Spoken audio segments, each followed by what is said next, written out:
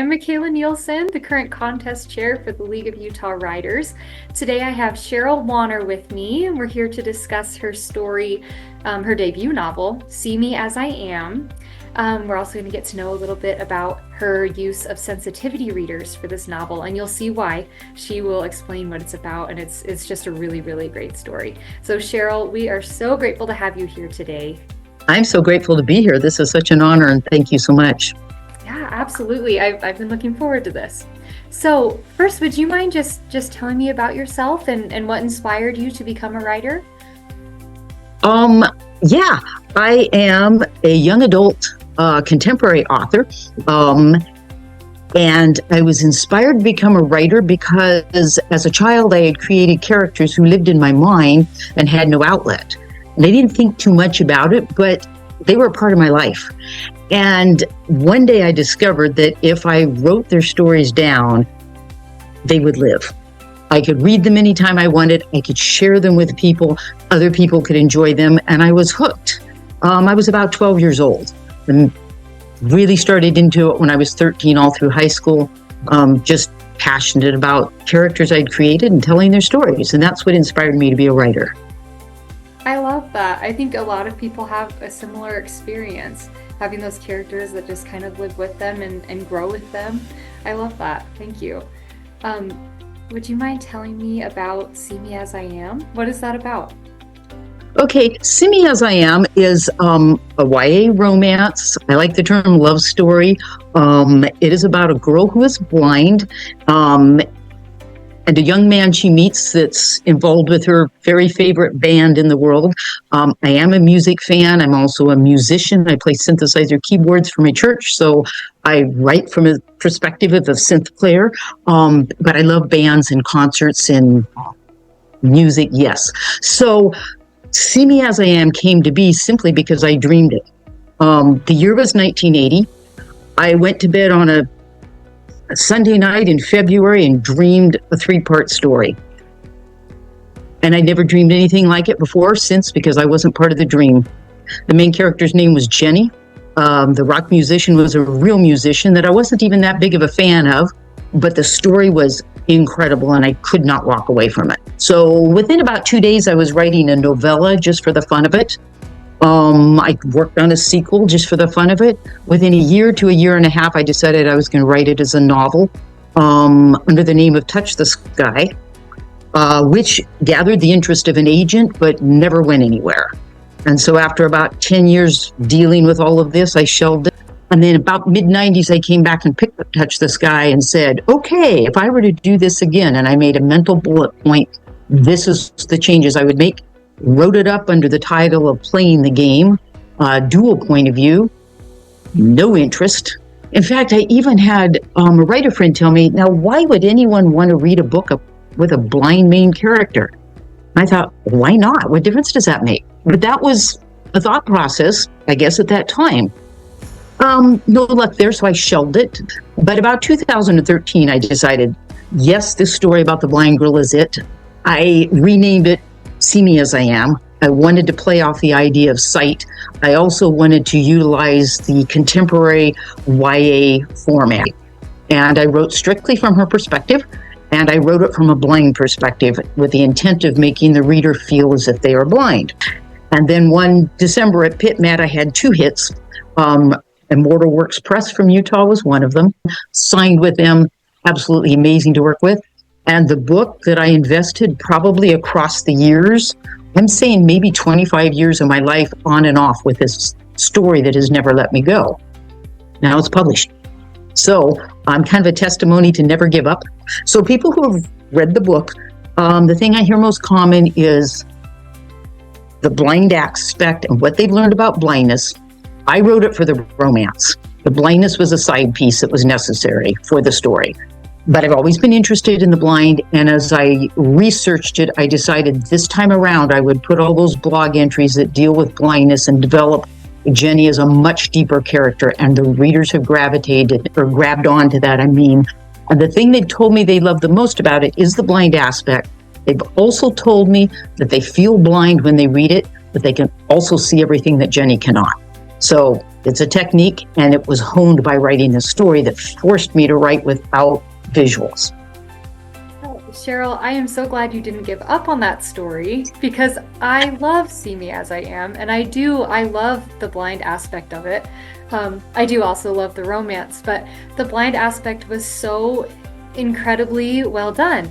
I feel like it was immersive, but Jenny is also such a capable, strong character. I felt like, this is how a blind person who had to, she became blind later in her life, but who had faced a trial of having sight and then not having it, and coming out on the other side just so strong, was so inspiring to me as a reader.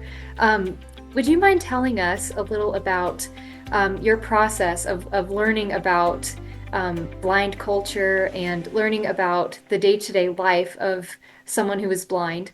Can you tell us how you learned about that and who you chatted with and what your experience with sensitivity readers might be with this story? Okay. I've always been interested in the blind. When I was, a teenager, I read a story about a blind boy with a guide dog. And I really gravitated to the guide dog thing, which of course there's one in See Me As I Am. But that kind of launched my interest as a young age. The dream that I had to tell the story correctly required blindness. I mean, I couldn't do it outside of that. And so that's what drove me to use a blind main character. However, I've always been interested in the blind, so I began to research it and particularly read other books with blind main characters. Now, remember, this was back in the 80s and there weren't a lot of them out, but there were some. The huge difference between the earlier versions of See Me As I Am and the actual published version is technology. In the 80s, we had computers. In fact, my husband and I had a computer in our home since about 78. There was no word processing then. So when I wrote Touch the Sky, Jenny didn't have any technology to work with. And playing the game wasn't much better. The tech just wasn't out there. Now there's technology. The technology is so huge. One of the regrets I have with See Me As I Am is that it's behind the times. And it was behind the times before it was published because you cannot keep up with tech. But my interest in blindness is what drove me to do some read other books with blind main characters. And a lot of it was just kind of my supposition early on. But when it came to See Me As I Am, now there is technology. And I basically got the story written down, but I needed to know more. So there is a piece of the story. It's an epic spoiler, so forgive me for not detailing it.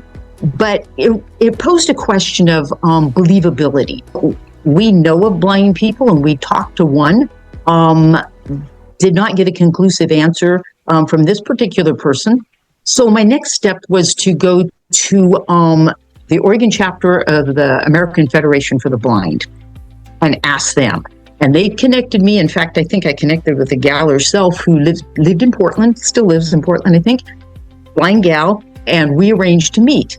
And I could pose my question, but she would also show me her tech. So blind people fully use phones. I mean, they can do anything on a phone through voiceover that we can do. They fully use computers. As far as I know, JAWS, Job Access with Speech, is still used by the blind to navigate and buy stuff, and we'll read everything back on the screen. There's also a device called a Victor Reader Stream that does podcasts, that will play books, that will do all sorts of things. But by now the phones and audiobooks are so advanced that you don't even need a Victor Reader Stream, though Jenny has one. And this gal had all of that stuff, and she showed it to me. Her iPhone, her Victor Reader Stream, her JAWS, how it worked. She had a guide dog. Let's go for a walk. I was not prepared for how fast that dog walked, but it walked fast. Then I posed my question, or somewhere in the middle of this, I posed my question, and she was able to answer it. She told me, this question that you're asking, if it's believable or not, she said, this has happened to me twice in my life, and it's absolutely believable. That as a blind person, something could happen that she would not pick up on, that you would think she would be able to. This was very important that happened. And she said, absolutely, it's happened to me twice. And I was very validated by that experience. I'd already written about the tech, but she just showed me how it worked and gave me more knowledge. But her validation of the experience was the biggest piece.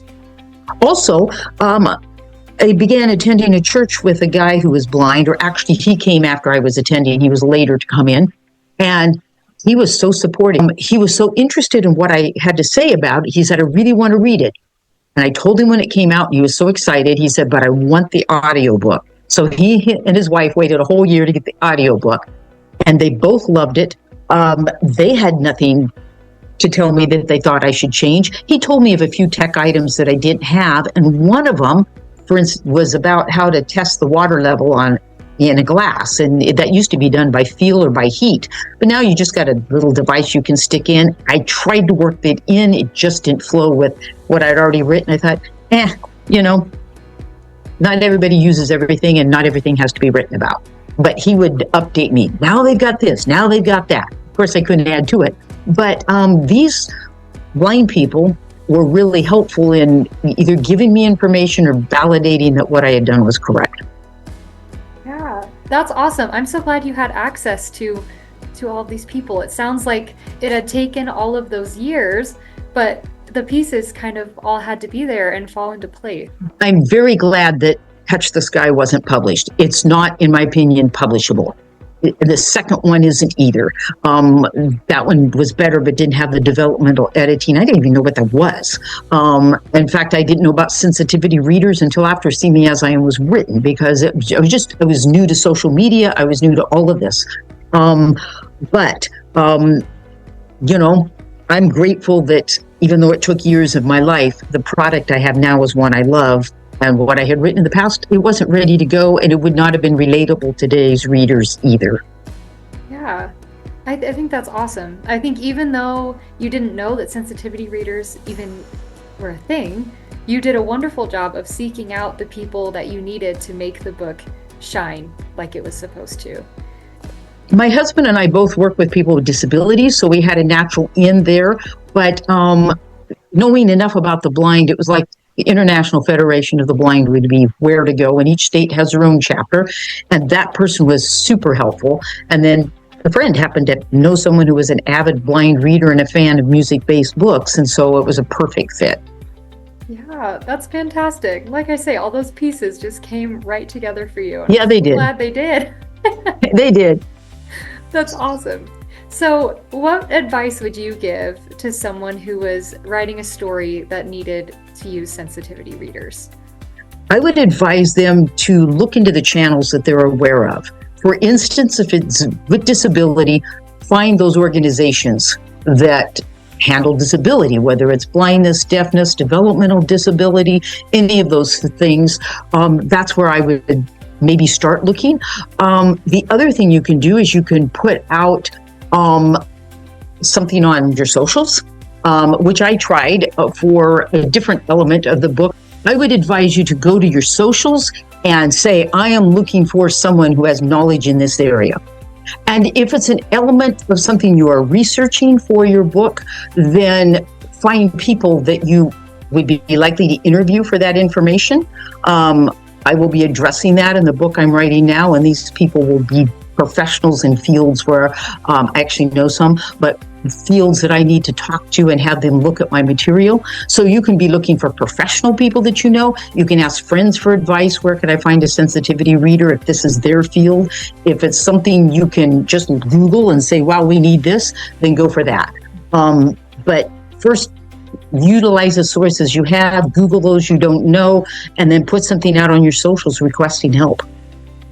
That's great. Thank you. I think sensitivity readers has become kind of a hot topic lately.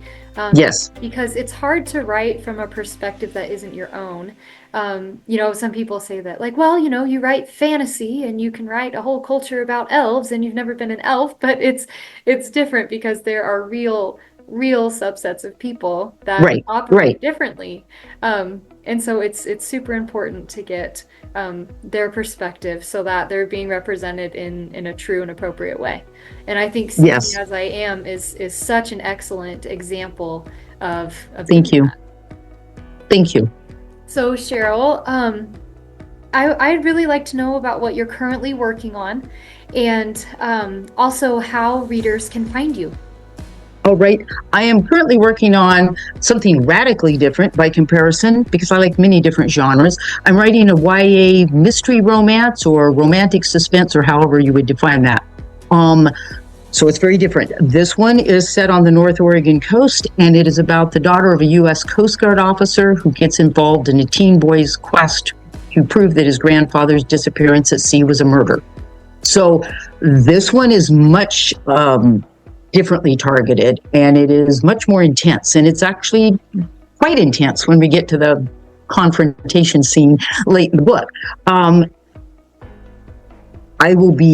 I've already talked to Coast Guard people, multiple Coast Guard people. I've already talked to an archaeologist involved with some of the backstory, which deals with a long-standing, I'm going to call it an Oregon Coast legend, but it's not a legend, it's a fact. And when I first worked on Dead Reckoning decades ago, we didn't know the information we know now, and I've had to revamp the story because of it. But I know the guy. I've interviewed him twice for Oregon Coast Magazine. I chatted with him for Dead Reckoning. These people will be able to direct me to who I need in both the Coast Guard field and the marine archaeological field for me to talk to. The book is called Dead Reckoning. I wish I could give you a time frame. I finish when I finish. And this one's a much more challenging story, but I think it'll be worth the wait. So I'm very excited about it. Yeah, I'm excited for it too. Thanks for sharing. Would you mind telling how we can find you, how readers can find you on social media, or if you have a website, whatever way you would like to be connected with? I have a website. It is Cheryl Wanner, CHERYLWANNER.com. It includes a few blog entries. It includes the blurb for See Me As I Am. It includes a brief write-up on Dead Reckoning, a little more than I told you. Lots of photography because I'm an amateur photographer. And you can find me there. You can sign up for my newsletter, which I will talk about See Me As I Am. I will talk about Dead Reckoning and other things, whatever might be of interest going on in my life and events that I'm involved in. Well, Cheryl, thank you so much for being part of this. This is the first real installment of the Collaboration in the Writing Process series. There's one other introduction video that we'll link below. Thank you guys so much for watching, and Cheryl, thank you so much for being here. You're welcome.